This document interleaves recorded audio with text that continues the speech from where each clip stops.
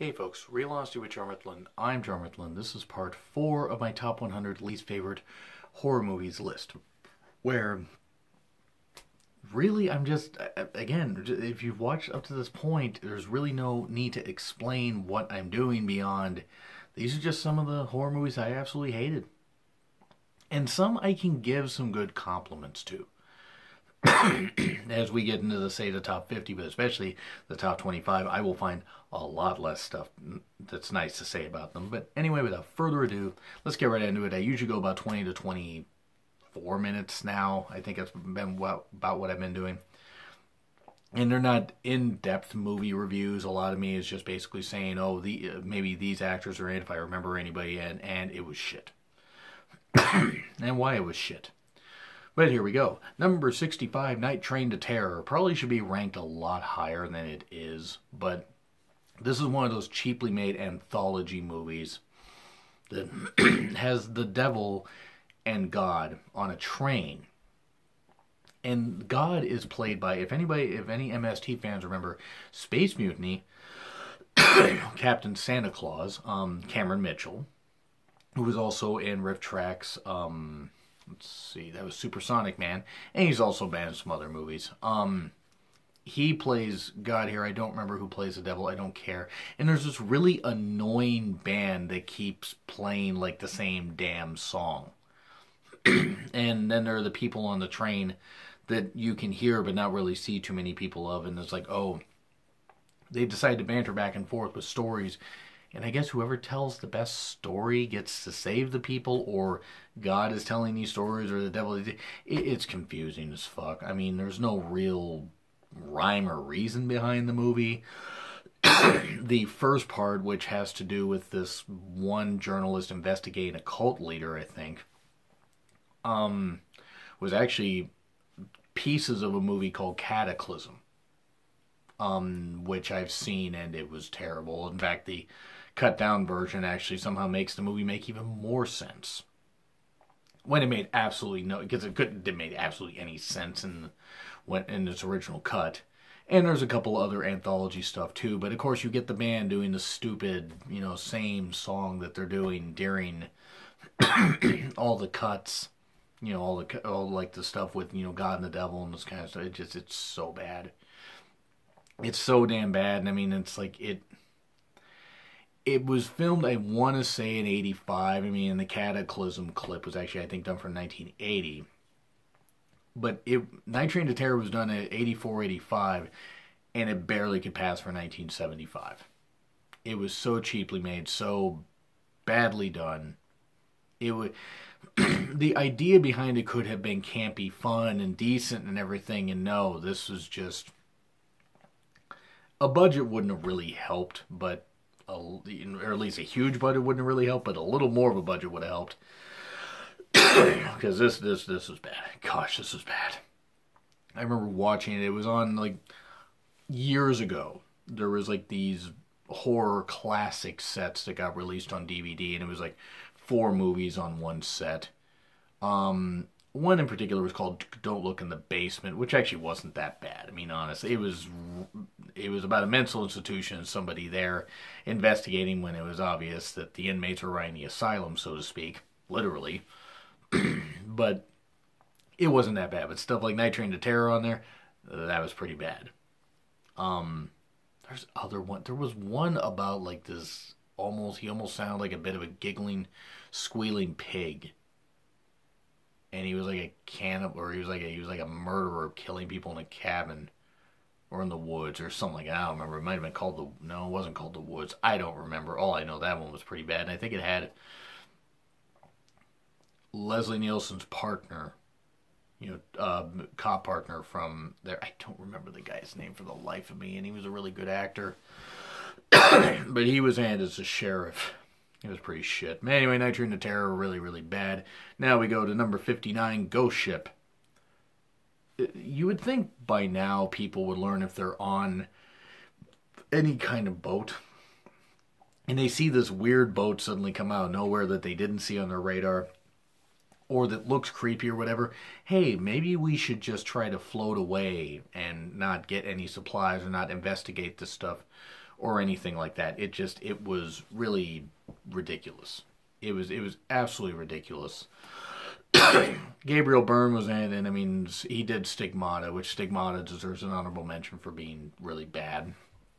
But Ghost Ship, it was 2001, I want to say. It was 2000, 2001. And it was just one of those where it's like the studio made it, and they go, okay, well, we made it. We better put it out. I mean, they probably would regret putting it out because it was really bad. I mean, gosh, it was bad. No scares, no discernible good points in the plot, no real good performances. It was honest to God shit. It was pretty fucking terrible. Dracula 2000, well, it had some beautiful women as the vampires, including pop singer Vitamin C, who goes by name Colleen Fitzpatrick, or at least I believe that's the name she still goes by. She might have gotten married for all I know. She was in it. I mean, she's a beautiful woman, still is. And there were other people that were in it. I mean, it's like the cast was made up of a lot of people who at the time were decently popular. But it tried to pump up the whole thing with Dracula and make it, oh, we're bringing it into the new age. Dracula 2000, that sounds so hip and cool. None of the kills were inventive. Dracula himself was ridiculous. The crew that was trying to, that tried to take down Dracula wasn't worth rooting for. Me. No one was. Like I said, there were some beautiful women in the movie. I mean, that was one positive out of it, but a lot of, I mean, the scares, the blood, the everything, you're watching it like really, like this is the best you could do. It was worse than Queen of the Damned, let me say that much, because at least, I mean, I did mention Queen of the Damned in my first part of this series. At least Queen of the Damned had a couple decent performances, especially Aaliyah seemed to show flashes of brilliance. No one really showed any flashes of brilliance here. And then they did Dracula 3000, where they put Dracula in space, and it was bad. But it's really not worth mentioning on this list, because Dracula 2000's failings seem a little more worth mentioning. There was just, for everything that they tried to do with it, add the mood and the lighting and the atmosphere, it was done all like literally in a vacuum because there was no atmosphere to it. The sets looked cheap despite being kind of flashy. And the acting was just absolute trash. And now we go to Critters 1 through 4. They were like little violent tribbles. And they killed people. It was like the Ghoulies. And in fact, the Ghoulies and the Critters are almost the same, because Ghoulies was really, really, really, really, really bad. And I'm thinking at some point I might actually do a top 10 worst horror movie series. Or top 20, because there's a lot of them. But the Critters in particular, the Critters movies, just, first one wasn't any good. Why did they want to make a sequel? Why did they want to make a third one? And then the fourth one was set in space, yet somehow looked cheaper and older than the first one was. And the first one came out years before. I think the fourth one came out in 92, 93. And yet all the technology and all that stuff looked so old, it looked like an early 80s horror movie, and maybe not even that good. None of the Critter movies are worth mentioning. The creatures weren't even scary. They should have been easily, you could have just punted them, for God's sakes. Like, that's the thing I never understood. Same with Child's Play, which, by the way, Child's Play is another series of terrible movies. I hate dolls, but I never found Chucky that frightening, even as a kid. No, Critters was just another one of those bad series, just absolutely worth mentioning, because it was real trash. Number 61. Event Horizon. Because fuck you, movie, you were terrible. And God, it had Lawrence Fishburne and Sam Neill. Had Sam Neill in it for sure. And I'm sorry, Sam Neill just cannot carry a movie like this. He carried Jurassic Park fine, but Jurassic Park had plenty of cool special effects. But Event Horizon was about, like, it just this bleak, depressing, late 90s sci-fi movie about evil in space, and you didn't care if astronauts got the air sucked out of them and died in the vacuum.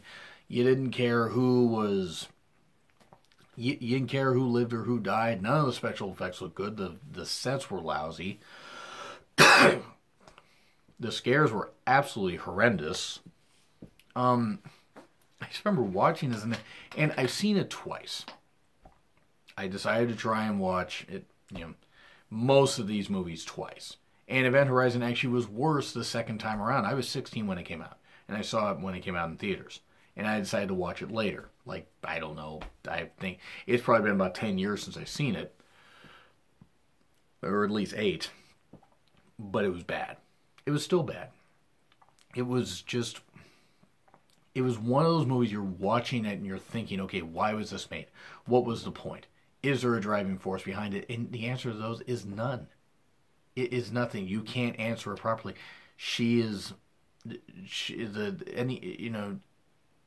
A friend of mine actually watched this. I actually skipped a bit ahead. A friend of mine actually liked this and actually called me out on being too cynical or whatever. And she is a connoisseur of bad horror movies. And even she doesn't understand why I don't like this. But the reason I don't is because I didn't care for Sam Neill. I didn't care for anybody in this.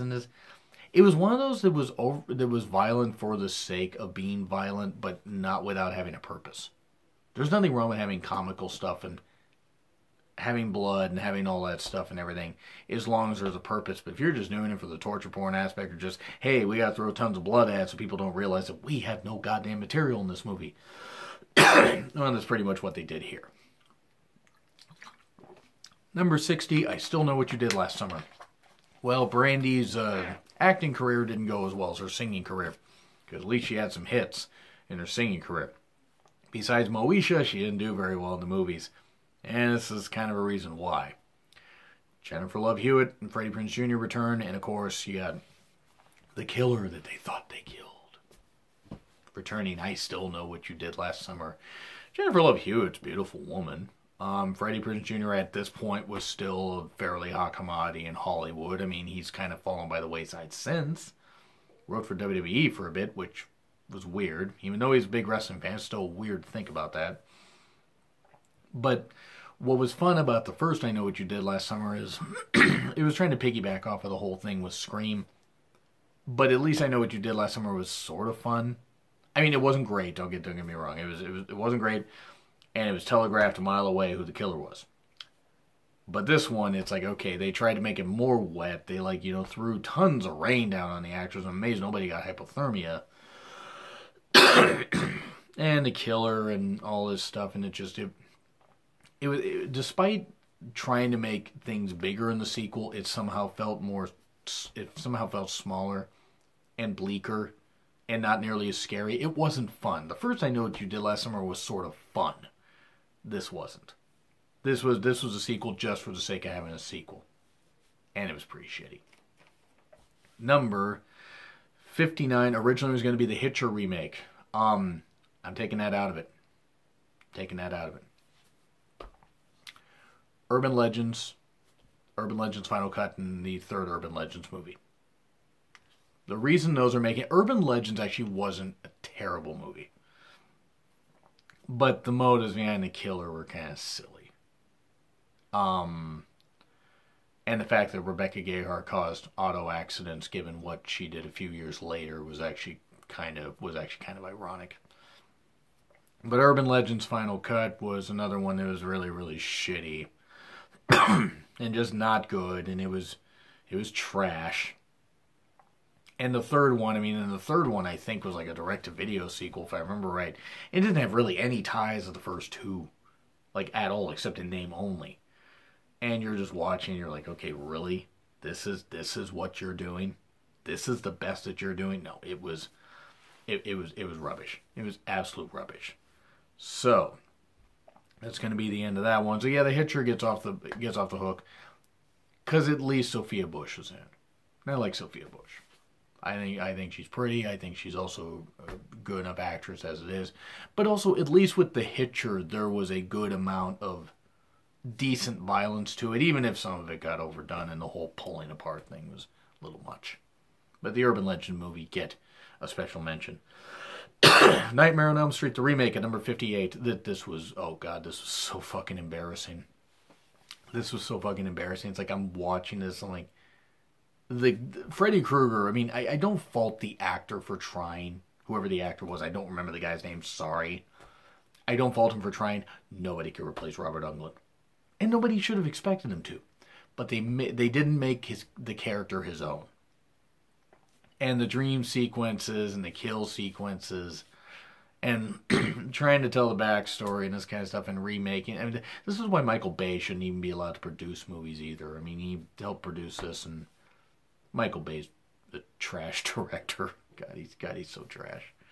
But the remake was just, it felt so unnecessary. I'm not putting the Friday the 13th 2009 remake on here because I sort of enjoyed that one. Now, I recognize it wasn't great, but at least it was better than this, because the Nightmare on Elm Street remake, making it a little more serious isn't the problem, but not having fun in it, making it so bleak and everything isn't helping. It's not helping at all, and it really did not make the movie seem all that good. Didn't make the movie seem all that good. No good acting in it. No real good story. We knew what was a dream and what wasn't a dream sequence in this one. In the first one, at least, you suddenly weren't sure. But part of that could have had to do with the fact that Wes Craven, 1984, did such a great job with it. Yeah, the Nightmare on Elm Street remake, no, just it's like, quote, Get Out. No. I mean, I can't do the same as that great actress did, but the whole idea is, oh no, it was not good at all. And then we go on to number 57. Halloween 3 Season of the Witch. I want to say right now that if the movie had been called anything other than Halloween 3, it might have worked. The fact that it was called Halloween 3 puts a stake right in it. Another is that it was really, really silly and ridiculous. Sorry, the whole idea of a mask maker wanting to kill a bunch of children by putting a special surprise inside these masks by handing them out on Halloween. No.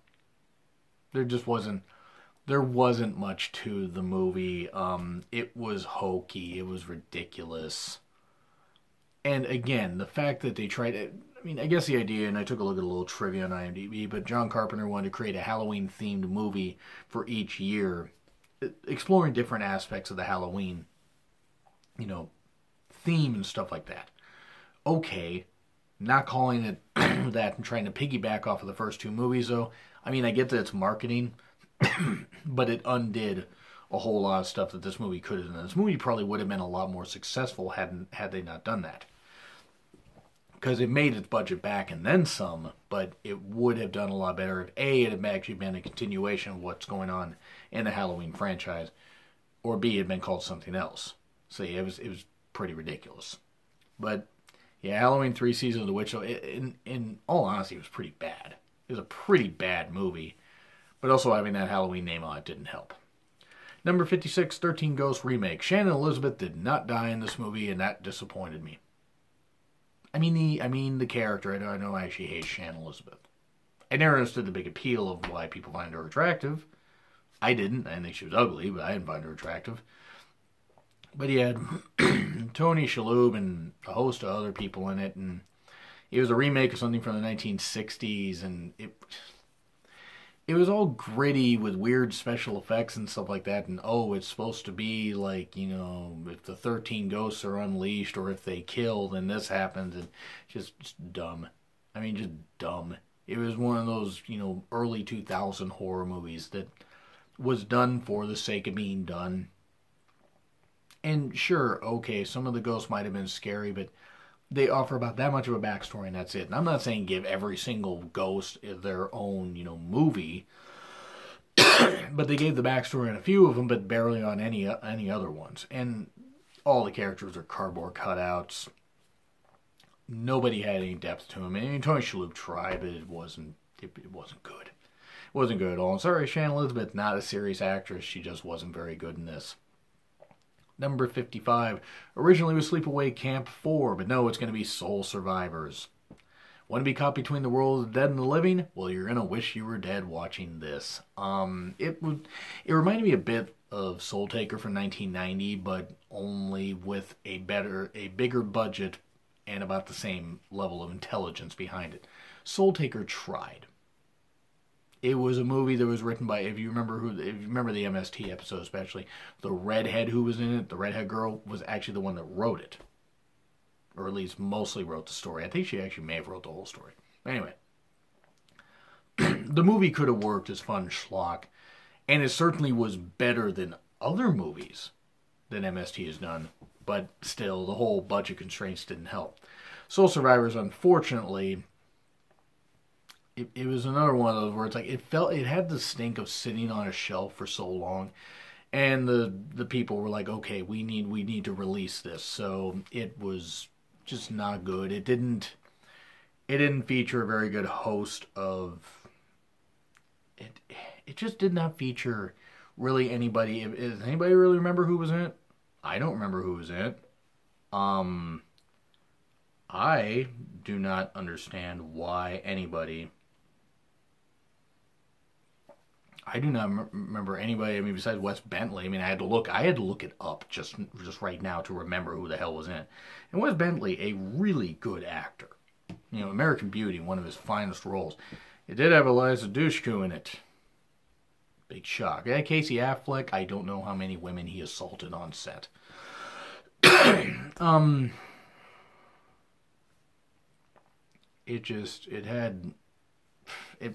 It didn't have much to it. It just didn't. It's like, I mean, you're watching this and you're like, really?